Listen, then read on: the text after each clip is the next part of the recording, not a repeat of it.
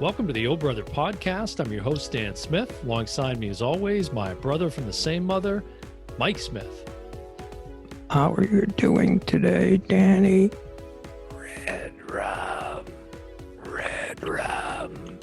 Red rum. Red rum. Red rum. Red rum. Red rum.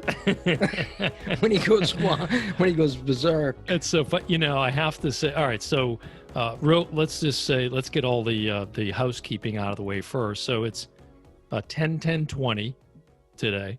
And if you have not yet gone to our new official website, we want to direct you to ohb as in brother podcast.com. ohbpodcast.com. You can get all of our episodes, both audio, our YouTube videos as well, because we put our shows up on YouTube. And guys, help us out. We really need to up our YouTube following. We have I'm just going to say it. We have 8 people following us. And I think 2 of them are you and Mom. So, go to our YouTube channel, subscribe, hit the notification bell so you're notified when we post new videos. And like Mike would say in the new blog we just released, keep smashing that thumbs up. Mike connecting with Gen Z. Oh, that made me laugh. That was probably the funniest line, was the end of that blog. And you can also on the website read our blogs, which Mike puts out almost on a weekly clip now. Yeah. And you got a new one. It's funny because it seems like there's a theme in 4 of them. It's like the current state of the movies, part 3. The current state of the movies, part 4. Did you get the article I haven't sent read you? I haven't read it yet, but so because the movies are shut down. Well, Regal closed. Yeah, they're like, be back sometime, maybe never. Right, and it's not because of the virus. Mm-hmm. It's because nobody's going. People are afraid to go. I won't go. You won't go. Well, because of the virus. Right. So even though they say, but for them, it was a business decision. Yeah. But, I went, if I would go, and this, I would try to go when it was empty anyways. Right. But I do still miss the movie theater experience. I do too. I'm sure everybody who goes, the only thing I remember when I was in law school and then in my PhD program, I was so busy, reading and doing schoolwork, that the one thing I made sure I did was go to the movies once a week. It was my one getaway. And, to not have that. Yeah. And even if you do go to the movies right now, it's slim, Dr. Dolittle again. Well, what was it? What's the grandpa one with De Niro that you mentioned in the blog? I happened to be typing the blog and a commercial came on for Grandpa with Robert De Niro. It's like, wasn't that Meet the Fockers? Oh, different cast. And that's just sad. And how long's that been on the shelf? And they just said, just put that piece of shit out. With him and Christopher Walken. There's a good cast. If we're going to take a loss, just put that piece of crap out. Right. I mean, I don't know how much De Niro got. He probably got a lot of De Niro. Yeah. Oh, he did. What a piece of crap that was. He did. That's awful. And isn't that like the 3rd in the series or something? Dirty Grandpa, the dirtier Grandpa, raunchy Grandpa. Like I said, meet the parents. Meet the Grandpa. It's the same character. It's the same thing. Yeah. Oh, so this is the second episode of Halloween Fest. Can you say that, our last episode with the Invisible Man, the more I thought about it, I thought, are we going to get ragged on? It's a horror thriller. Probably more on the thriller side than horror, certainly. What, this one? No, the Invisible Man. Oh. I was wondering. I think it was that would go under. It's a good way to ease into it. But I'm sure there's a lot of hardcore horror fans. Yeah, blood. And if any of them are listening to the episodes, like, what are you guys watching? Hello, I have a whole scroll of things you should be watching. Yeah. And I would like to hear that from listeners. Like, I'd like to get some recommendations on, some horror films that. Yeah, Grandpa. This is not a horror film. But today, it absolutely fits that genre because it's The Shining. So, it's and this was a bit of a selfish selection. I'll say that up front. This was, this is really And not by me. No, this is really for me. But it's the interesting thing that a couple of things here. One is I've said on the show more than once what a big Kubrick fan I am, and yet I've seen like 3 of his films. Yeah, but each time you're like, wow. Yeah, and I really like movies. I really like movies, but I love filmmaking. Right. And watching The Shining. So again, believe it or not, I'd never seen The Shining from beginning to end. I saw all the famous bits that anybody who's seen it has seen, Right. The red rum, the here's Johnny, and all those sort of things. But so it was exciting just to be able to watch it from scratch. Yeah, I wish I could go back and do it from scratch, because I know everything that's coming, but even still watching the beauty unfold, it's such a he's so prolific with what he does with camera lenses. And you have to get the documentary there, a film and pictures, or Life in Pictures, I think it's called. It's a DVD. Go on eBay, $6. Now, who did it? I know his wife did one make it, but that I think was on the DVD. But he was involved. It might have been his wife. Yeah. But she's involved in it. But you see him on these sets. Yeah. You see footage of him berating Shelley Duvall. Well, treating her like it's interesting. Crap. I just watched that. So I watched, and maybe this is what you're talking. I don't think this is the same one, or maybe it is. It was directed and done by his daughter Vivian, who we've talked about before. Mm-hmm.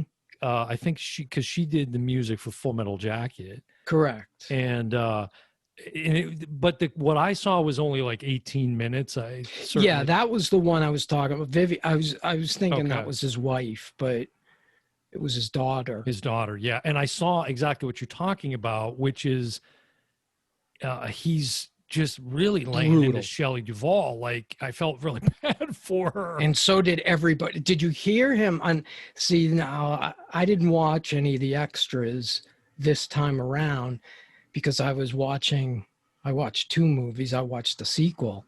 And Grandpa, yeah. But and I had to go see Grandpa. But he's berating her, and like people are feeling bad for her on the set. He's like, no, don't do that. Don't feel bad for her.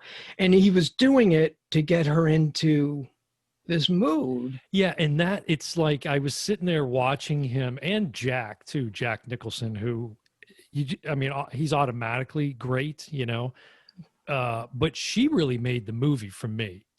Shelley Duvall is so phenomenal in this movie. She's hysterical. The reactions. Yeah, she's hysterical 80% of the movie. Yeah. To the point where, these are 12-hour days, and there's Stanley saying, no, I'm telling you, Shelley, you do it that way, it looks phony. It was constant throughout the shoot. And she was dehydrated from crying so much. There were no tears. She was losing chunks of her hair too. Yeah, her hair was falling out. The stress. But so how do you want to jump into this?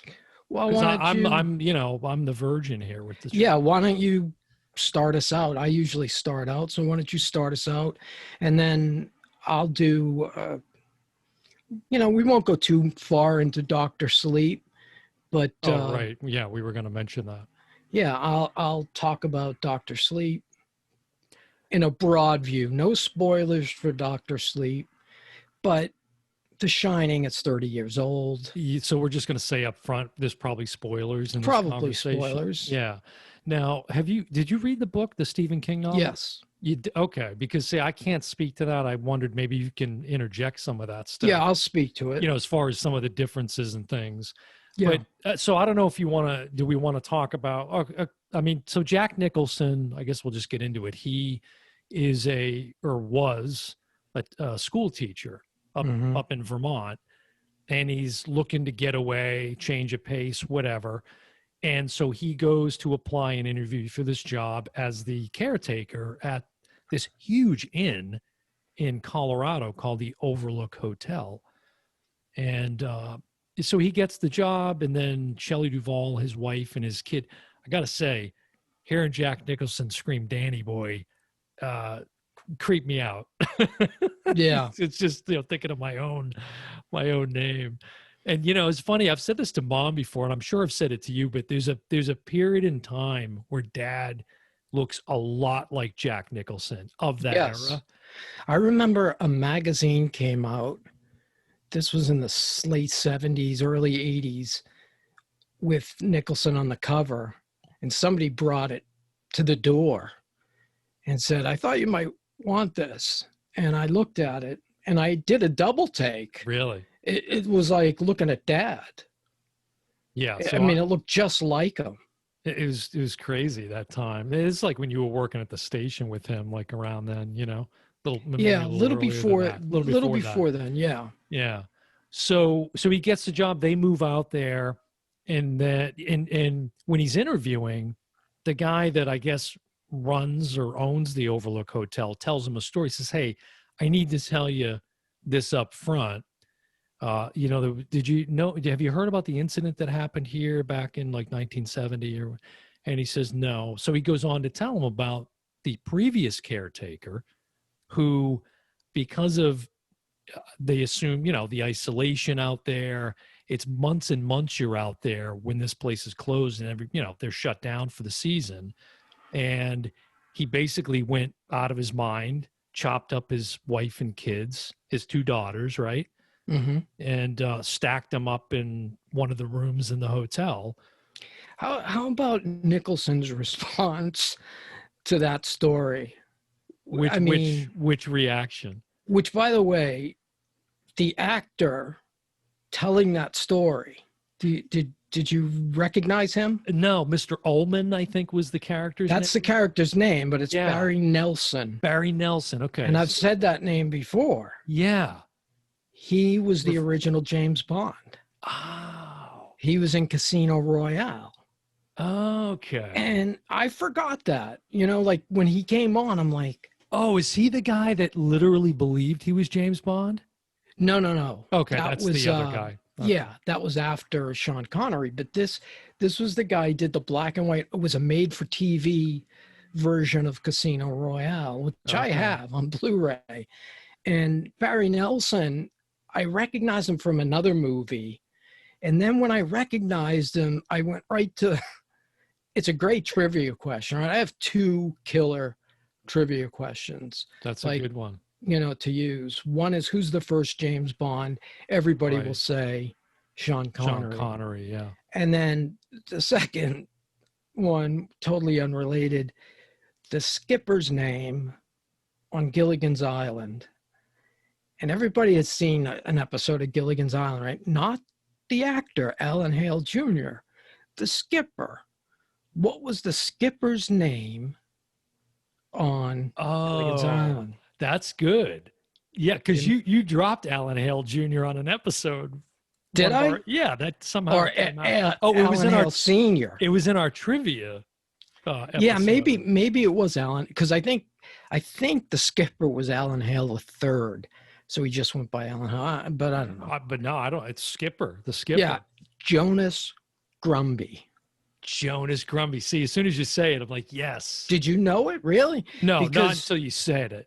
It was only on one episode. It was the pilot episode. It was said by the radio. They had a radio, remember? Yeah. I don't know how that kept going. The coconuts and whatever. Yeah, exactly. But that radio, that white radio, that's a voice came over and said there was a shipwreck. And Captain Jonas Grumby, that's where I heard it. And it always stuck. And I said, oh, that's a good That is trivia weird. question, and people will say, "Oh, I got it, I'll put their money down," and they'll say Alan Hale. I'll say, "No, that's the actor." That's a good one. Yeah. Well, if we wait long enough for our next trivia episode, you can pull it out on me again. I might not remember that. Oh, I bet you won't. So, well, speaking of like deserted, so anyway, you were talking about the reaction though of Nicholson. Yeah, Jack Nicholson's reaction to that, right? Wouldn't you be kind of horrified? Really? Oh my! He's just like, well, yeah, quite a story. Exactly. I can see why the boys in Denver didn't tell me before I came out here. Yeah, and the wife's gonna love that one when I tell her, because she loves ghost stories. That is not a normal reaction. No, it's not. It's not. To hearing a guy chop up his family and stack them in a pile. Now, there's kind of a parallel, not story, but beat going on. And while he's at this interview, you know, they cut back to Shelley Duvall and Danny, the son, at their apartment wherever they live. And immediately you see, you did it at the top of the episode, but he's doing this thing where Tony. His imaginary friend, as Shelley refers to it as. Correct. But then it doesn't take long that it's revealed this kid has some sort of, it's like clairvoyance, or I don't know what you would call it, some sort of shining. Well, it's the shitting. Do you want to get sued, boy? Did you see that? I did see that. Great episode. Yeah, it was really, really good. Dad is, or Mom, is Dad going to kill us? I don't know. Someone will just have to wait and see. Give me the bat. Give me the bat. There was so many. It's we're talking about The Simpsons for people who haven't caught on yet. Season 6, episode 6. Yeah, Treehouse of Horrors. Yeah, that was really great. Great episode. But you realize that, so he can see things that haven't yet happened. So the kid is foreshadowing some weird things going on, right? I get way deeper into that as we go on. Well, go ahead. The finger. Oh, yeah. Because I did a lot of research on this, and probably more than on the finger, on the whole movie, but specifically, Danny, because he comes up in Dr. Sleep, and I was looking at the character, and a guy wrote, it's like a 300-page analysis of what's going on, what it's all about. And it's probably not, I shouldn't go into it yet. Let's unfold the story more, because it's a really bigger piece of the puzzle. Yeah. Well, Jack, whose character is Jack, and so wasn't the kid. Danny Lloyd plays Danny. Right. That was kind of easy. But so he takes this job, and he's a writer. So he's looking forward to it. He says in the interview, I'm looking for, 5 months of getting away and peace and quiet kind of thing, so he can write. And so they move there, and then soon after, he's getting a tour of the hotel, and James Bond tells him, tells him more about, it was, the hotel was built on an ancient Indian burial ground. And, they even had to repel some of the Indians, I'm told, back when they were building it in the 70s. Also his job, and this is more the book, because this is a big slice of the book, is his job is to not only be the caretaker, but to watch the boiler specifically. Right. I don't know if you even caught that. Oh, yeah. It's only like one line. He says you got to do it in like a phased approach, throughout the hotel. But it's the major reason somebody has to be in the hotel. And that's a big element in the book. In the book, he's not named Jack. He's named John. Oh, here's Johnny. That's interesting. Yeah, which is, it seems like, I could say it up front. Yeah. Stephen King hated the movie. Mm-hmm. For years, dogged it. Probably cost it millions, because, it got nominated for 2 Razzie Awards. One, Shelley Duvall. You just talked about her performance. She was nominated for a Razzie. That's amazing. And Jack Nicholson calls it the best performance of a female actor he's ever seen. And Stanley Kubrick, nominated for a Razzie for The Shining. Shows you the people that run that, you know. Yeah, a bunch of Stephen King lovers, I guess. Yeah, and that's the thing. He did him no favors because he dogged it every chance he got. Because, and there's a, believe me, when you read the book, you're gonna see why. This isn't The Shining from the book. It's really different. And Kubrick's is much scarier, Stephen King's is more of a ghost story. You know, the hedge maze, the famous hedge maze. Mm-hmm. That's not in the book. Mm. In the book, there are topiaries around the hotel. Okay. And these topiaries are ghosts.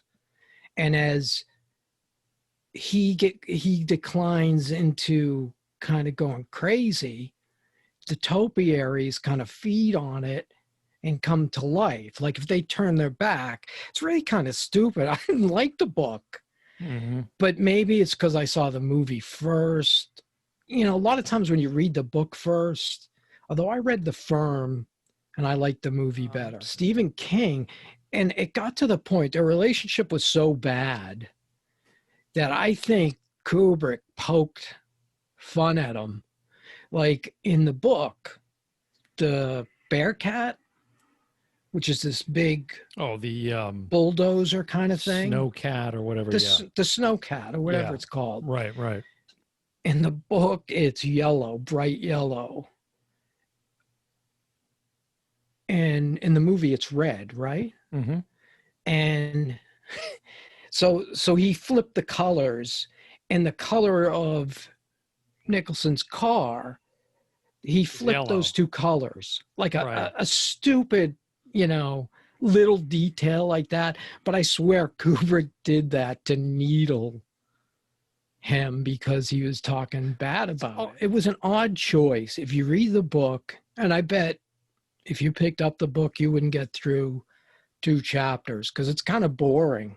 Yeah. Especially in the beginning, it's so much about the alcohol. And at the time, Stephen King was an alcoholic. He's a recovering alcoholic. So at the time, he was in the height of his alcoholism. And that was the character. And he didn't feel Nicholson or Kubrick paid that much attention. I thought they did. Well, I didn't mention that when that early scene when he's interviewing and Shelley Duvall's at the apartment with the kid, and he has an incident in the bathroom. He must have passed out, right, when he's talking to his Danny. Yeah. He must have passed out. Yes. Or something. Yes. So there's a doctor. There's a doctor that comes. This woman that checks on him and all of this, and she's in the living room talking to Shelley Duvall, and she's asking Shelley Duvall these questions about, the kid's history or something. And because she's aware that he talks to this imaginary friend. And so she's like, when did that start? And Shelley Duvall starts kind of giving her the history. And then she starts asking Danny.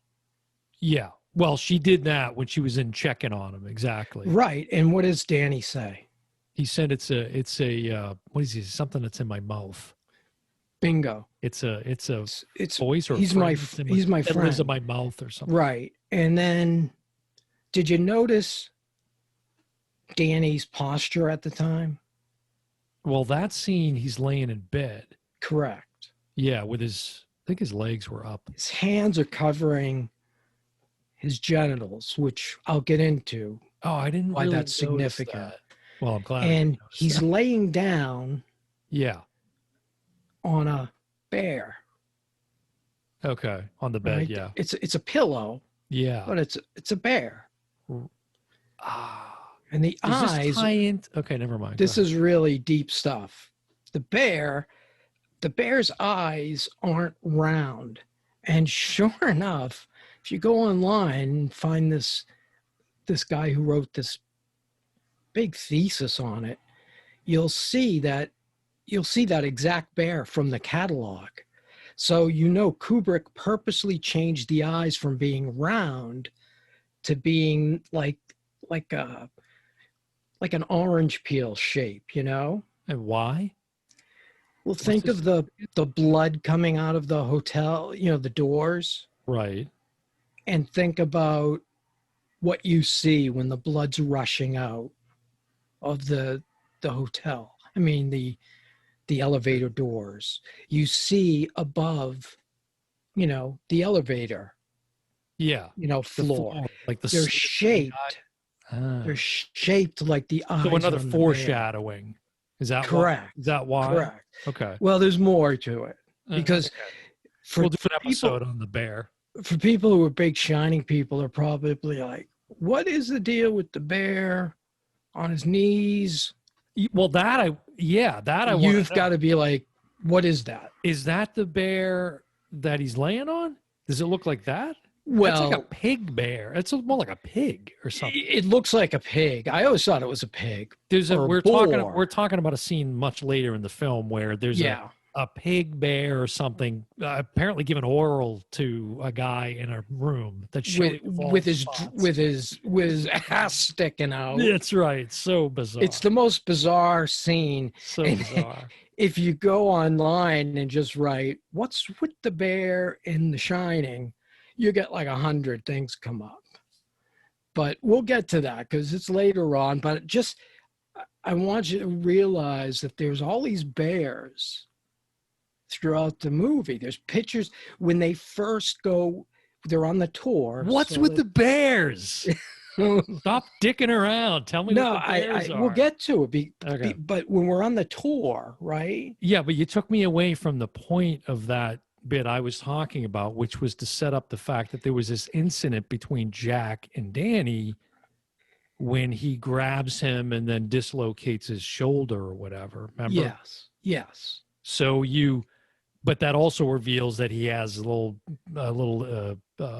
problem with the bottle and right, because James Bond says to him, Barry Nelson says, we lock up the liquor, and he says, well, I don't touch the stuff myself, Right.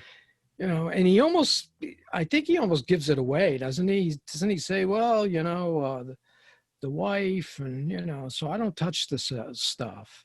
But it was an issue. Yeah. It came up in that interview, and of course, he has these visions of Lloyd, the bartender, where he sees a bartender. And he's, telling him to drink, and he's constantly playing with the drink. White man's burden, Lloyd. Yeah, white man's burden. White man's burden, Lloyd. So go ahead.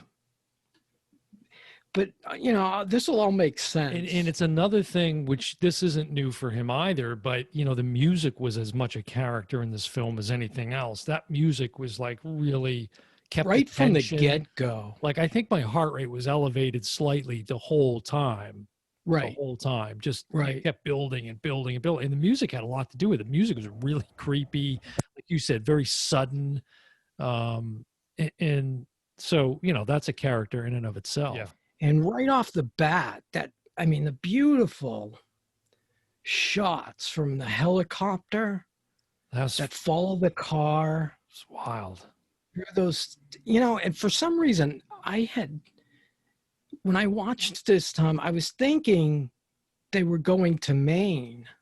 I don't know why in my brain, unless that's from the book.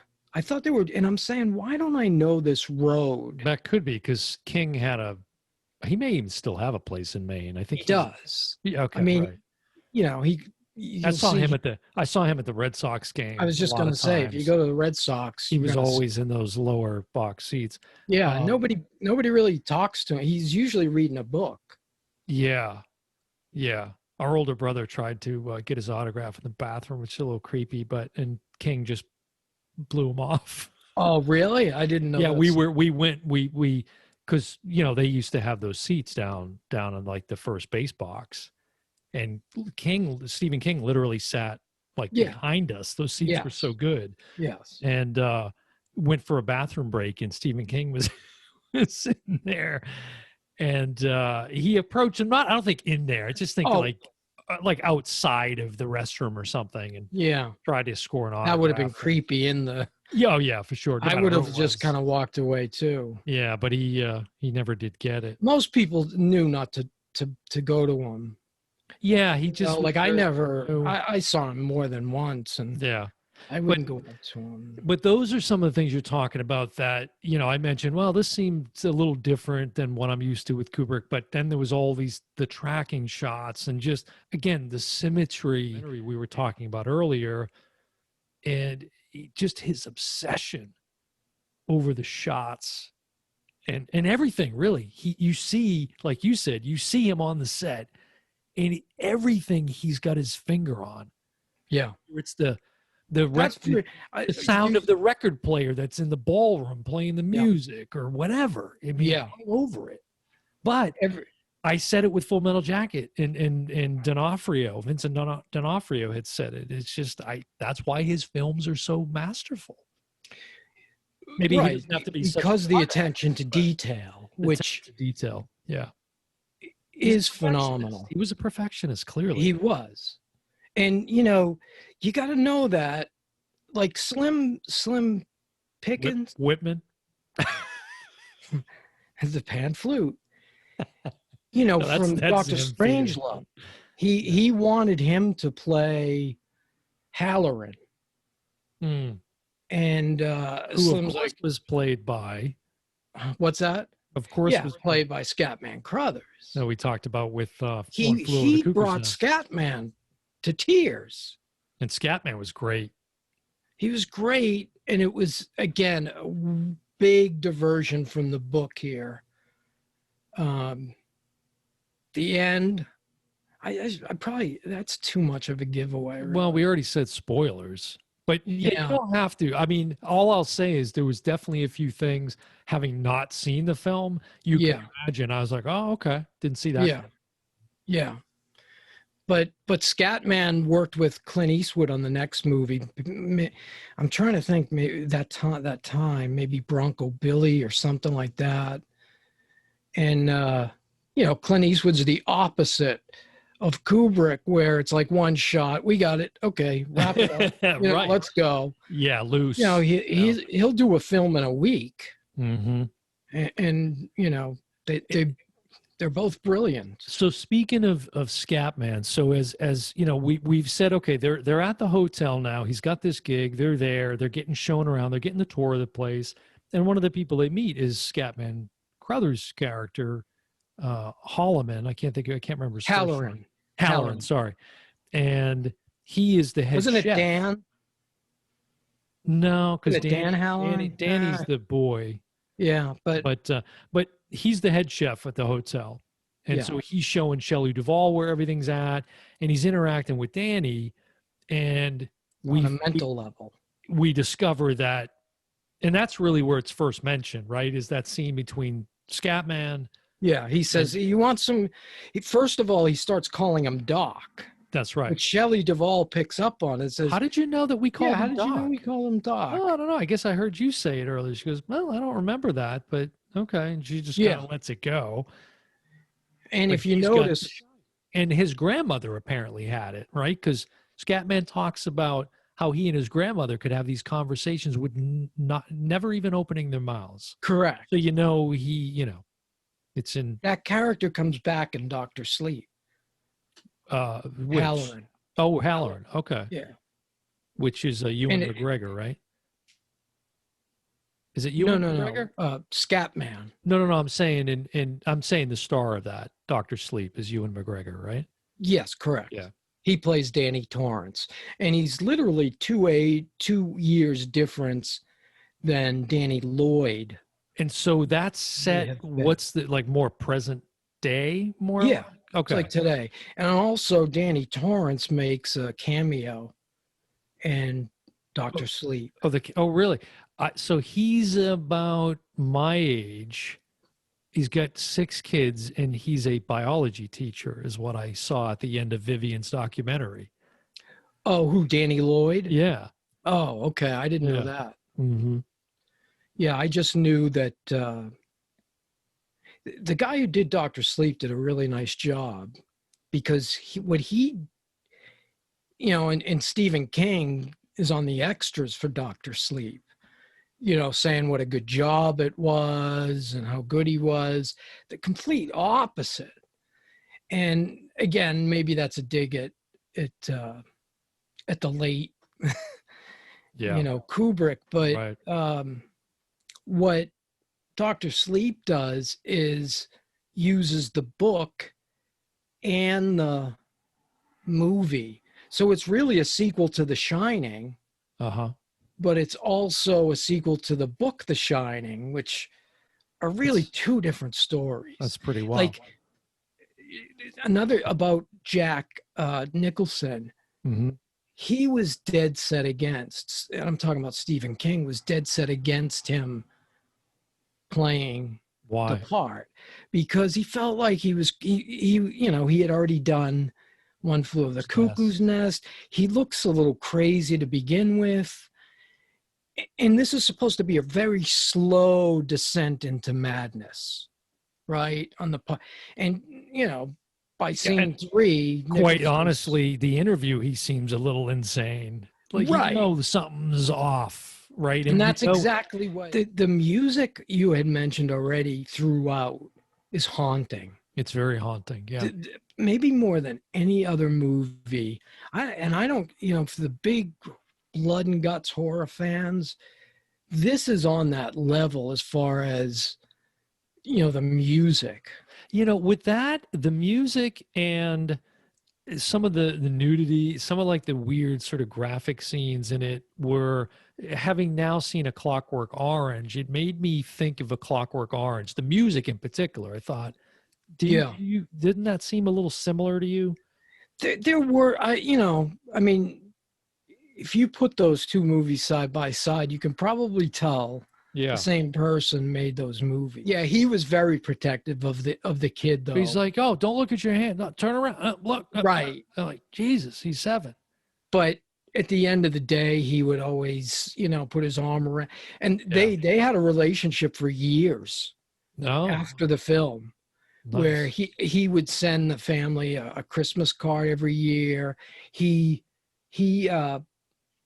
kept in touch with Danny Lloyd till he graduated college. When you're an actor and you're on and they're doing like lighting and stuff, they always have stand-ins. Like principal actors are usually off. Not with Stanley. And not with Stanley. It's got to be Jack. So yet, people like, Slim Pickens said, "No way, I'm not working with him again." George C. Scott, same thing. Yeah, he has a lot of those one-time relationships we talked about. And the guy, the writer, the best out of them. Yeah, he does. Their careers. Like Slim Pickens is remembered for that, short scene on the bomb. And George C. Scott, the heck with Patton. I talked about how much I love that. Yeah, give me Dr. Strangelove any day of the week. It's really great. Yeah. And he's a guy, I don't know if you remember, you wouldn't remember this, but he won the Academy Award for Patton and didn't go. He was the first one to not go get. He boycotted. And he was like home in bed. Oh, he just didn't care. He just didn't give a shit. He just didn't care. Yeah. So I can see that. And then Brando famously did the same with thing. Sally Longfeathers or whatever. Yeah. Actually, isn't that the character? That's Morgan Freeman's girlfriend in Unforgiven. Sally Longfeathers. Oh, that's crazy. That's funny. But and again, so cruel. Kubrick hated Shelley Long. I mean, Shelley Duvall. He didn't like Cheers. He wasn't a big fan of Cheers. Yeah, I wasn't a big Cheers fan. He did like Ted Danson, though, who was up for the role of Jack Torrance. As Sam Malone. Oh, that's funny. But yeah, so he hated that casting. He saw like Jessica Lange. You know, No. See, and Shelley this is when Duvall. Jessica Lange was, young, blonde, gorgeous. Yeah, no, that wouldn't have worked. You kidding me? See, Shelley Duvall, and this is one of the things about it, and I've said this before on the show, I'm a huge Popeye fan with Robin Williams, and of course she's olive oil, so it's hard for me not to see her as olive oil, but she's so wonderfully odd. She's not crazy. In Dr. Sleep, she comes back. Does she? Dr. Sleep starts in The Shining. So she's in it? It's like a lookalike that Really? sounds exactly like her. So it could have been her, right? I mean, It wasn't. She's like 7. No, I'm just saying, like, I mean, it could have in terms of the timing. Well, No, I'm saying Dr. Sleep opens. Oh, okay. Danny on the big wheel. We left that out. Gotcha. We left that out, which is such a great sequence. I know. He's on the big wheel. And what it took, they had to cut down walls because it's in one constant motion. And the hotel was not set up that way. That's really, I was thinking of that while I'm watching, going, how did they get this? And even more so, I think, is the maze when he's following him in the snow out in the maze. Well, how in the hell? How did the kid know? Well, I guess now that I've seen the documentary, it must be, turn left, Danny. Okay, now go right. Now turn around. Correct. And you saw the steady cam, obviously. Yeah. Yeah. This is the first.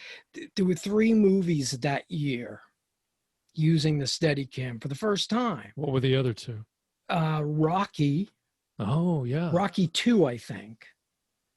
Yes. And I forget the other one, but the same guy who did Rocky did The Shining. You know what's wild that you said this is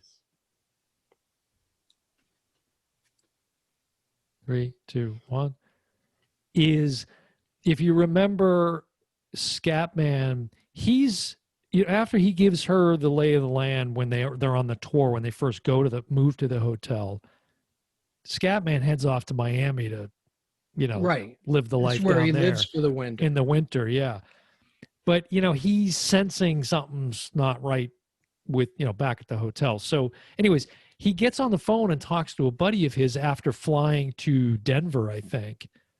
And he's trying to make his way back to the hotel to check on things. Right, because he can't get him on the phone. So he calls this guy at like a gas station who owns one of these snowcats. Yes. And says, hey, I'm going to need a snowcat to get up there. Can you help me out? Well, the guy that he's talking to in the gas station ends up being Rocky's coach when. That's right. Remember? That's right. Yes. I do remember that. Had to thread that in there. Yeah, that's kind of bizarre. That is a weird, that's wild and wacky. You can see how these relationships somehow get, somebody might have said, hey, I'm looking for someone. Hey, I know this guy. That's how it works. Yeah, it is. How many doors did Jack Nicholson break? Well, that final scene, that's funny because now I'm thinking of Homer when he breaks through. Yeah, right. You're gonna have to do that side by side. Yeah, there's nobody there. He's like, no. Yeah, right. And then it's David Letterman. Right. Hey, it's Grandpa. Don't. Yeah. And then the last one is, I'm Mike Wallace. Yeah. Hi, David. Yeah. Grandpa. So good. And that's only like a 5-minute clip or something. It's great. And now I'll go into the deeper stuff. Bring us deep down there. In the WTF stuff. Right. Mike connecting with the Gen Z. Yeah. Smash that like button.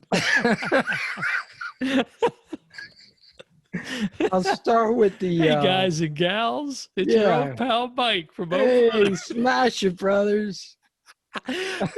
So going back to the interview, the tour, remember Wendy and Danny go off with Scatman and Jack's sitting in a chair kind of eating a sandwich or something, remember? Yes, I do. And he has a magazine and he's reading a magazine.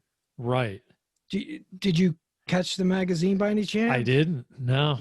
Playgirl. Oh, interesting. What's the Okay. significance though I'm missing? Well, think about it. What's Playgirl?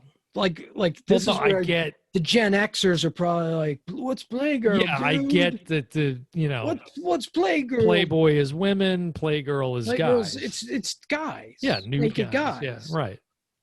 So it's a little odd when Yeah. you think that Yeah. you're reading Oh, you're looking yeah. at naked guys and they go, "Oh yeah," and he just kind of casually tosses. I never even picked up on that. Yeah, so I don't know if even if you watch it in slow motion, you might not see it because somebody had to zoom in for me to catch it. So, anyways, the whole thing with Danny's a molested kid. Jack has been molesting him for years. See, I didn't take that away. Well, let's go back and think about it. Well, sure. Yeah. Go back to the Obviously, he was well, you know what? Now that you say that, not that this is unusual, but I look at the scene differently now. There's a scene where Danny he asks his mom, "Can I go up to my room and get my fire?" fire engine. And she says, "No, your father's trying to sleep, blah, blah, blah." Anyways, I'll tiptoe. So he goes up there, and then there's this encounter between he and his father. But then he ends up sitting on his lap, and it just gets a little, It's a little creepy. it's a little, but Jack's descending into this madness. So I think I got too focused on that. And but there's like a Probably. rubbing of the arm. It's a little weird. I'd never do anything Now to I you, see. Danny, right? Yes. Now, if you think about it, it goes from that scene to Danny with the scars on his neck, sucking his thumb. Okay. It was Nicholson that did the scars on the neck. Yeah. Remember, she calls him out on it and says, "You son of a bitch." Right. It was Well, you. yeah. And he's got Ultimately, this just, that's right. this look on his face of like, what? No. But Wow. so think about this, and you go back, and so this is like he's been molesting him when he's talking to the doctor. Where's Tony? Tony's in my mouth. Right. And then all of a sudden she starts to dig a little bit. I don't want to talk about Tony anymore. That's right. He says that. Because I'm sure he's been threatened. Right. You don't tell anybody about this kid. Wow. Right? And then there's all the bear image. In the book, it's a dog. We're calling it a bear. I think it's more of a pig. Well, it is a bear. Okay. It's like a boar. Yeah. So I guess I saw a ton of videos on YouTube with, the thumbnails of, what's with the bear, and I just never watched them. So I'm curious. But basically, in the book, because that's in the book. I read that in the book and I was like, oh, that's what it is. But then. So something that should have been an innocent, a source of maybe safety and comfort for him as a child, this bear that he had in his room, is suddenly now twisted into this sexual deviant kind of trauma. Exactly. And remember who's seeing this image. It's not Danny. Shelley Duvall. It's Shelley Duvall. So I think she's putting it together. Man. And if you notice, that the woman in the shower, Jack goes up. First of all, Shelley Duvall runs into the bar. He's talking to Lloyd. She interrupts. Right. And says, "There's another person in the hotel." This is where the accusation is that it's this crazy woman in this room, and she was in the bathroom. She tried to strangle him. Right. And think of how Nicholson reacts. What the hell are you talking about? Right. He doesn't say that, but he says something similar. Yes. And because he knows it's not the crazy woman, because it was him. Right. Of course. Who did it. Of course. But he says, "I'll go check on it." And then he goes on. But he says he did it to himself. Right. He said, if you take away his explanation, what else could it be? He did it to himself. So of course he's blaming it on the kid. Correct. Wow. Which that's a big thing with, these kind of cases. Also, if you notice the woman pulling back the curtain, You know, when the young woman becomes this old hideous woman, Mm-hmm. it Jack Nicholson, there's a same sequence, him doing the exact same thing, where there's a shot where he's pulling a curtain back. It's the exact same shot.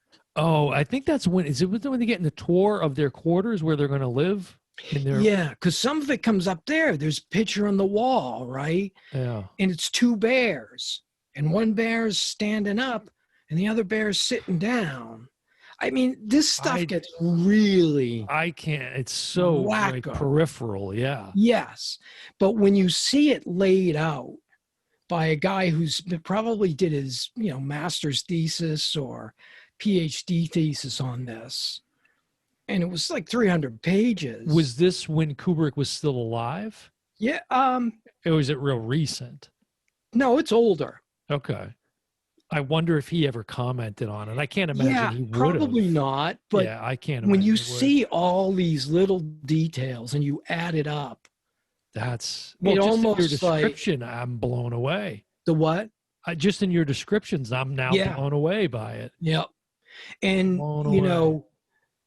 Fast forward to Dr. Sleep. Danny has become an alcoholic, and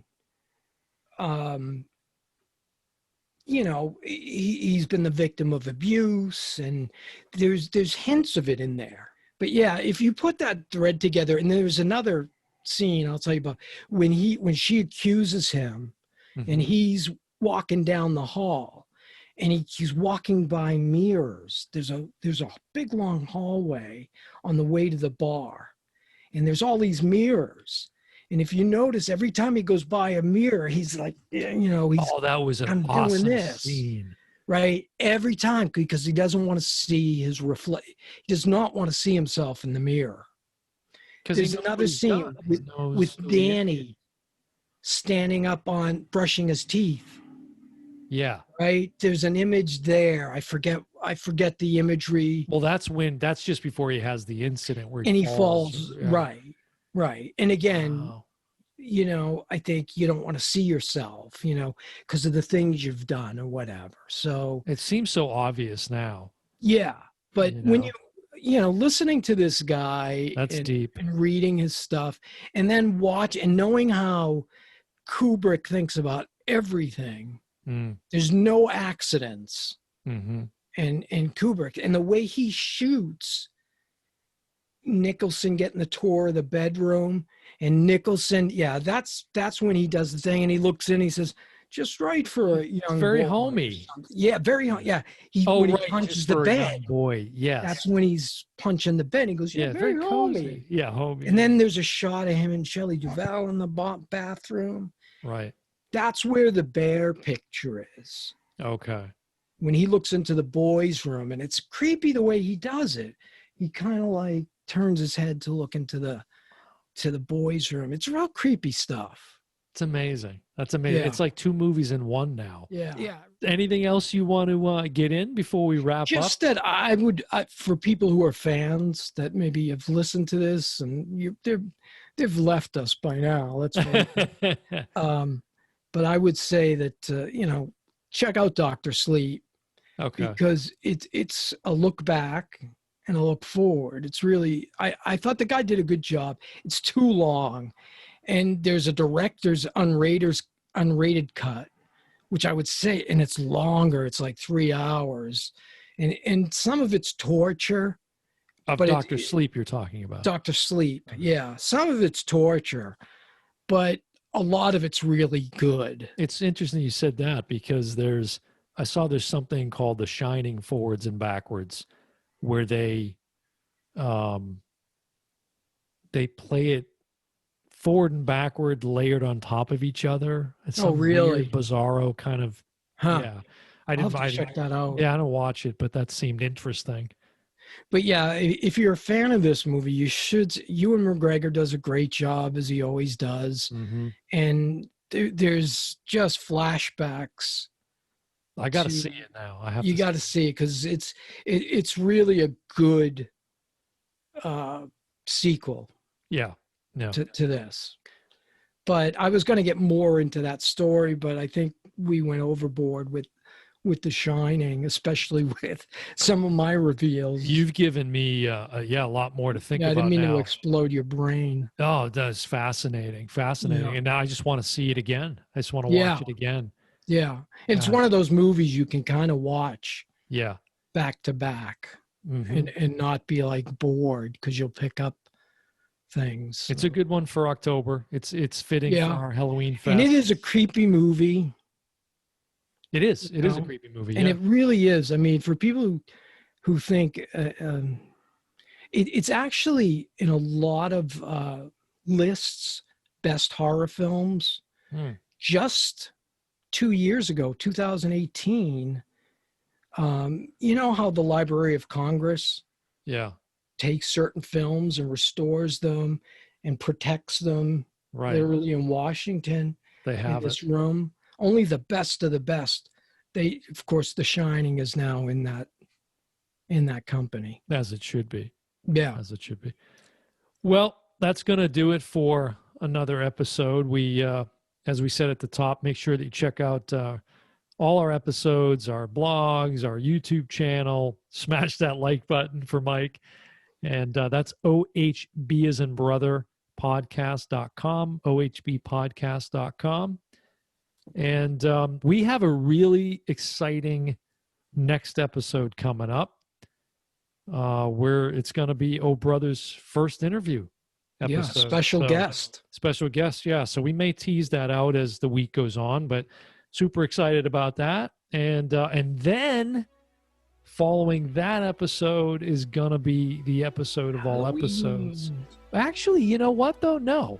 We've got another one in there. Oh, do we? Yeah, we're going to, well, we haven't really nailed it down, but I think we wanted to maybe either the classic monsters, something with those films. Oh, that's right. Yeah. Or we were going to do like the originals, like Freddy, Jason. Oh, Michael right. Myers. Chucky. Yeah, maybe somehow we mash those all up, like a monster mash, as it were. For the real hardcore. I was working in the lab late one night. God, I remember you had that 45. Yeah. Remember that orange 45 case you guys had?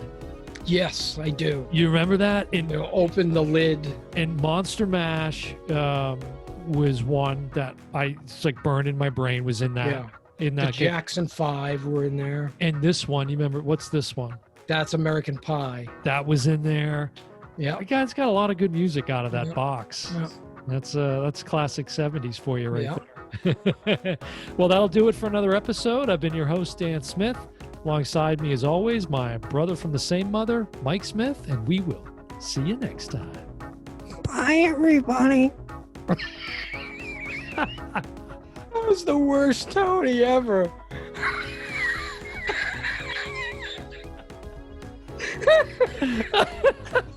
That's staying in the final cut. Terrible, man. That's staying in the final cut.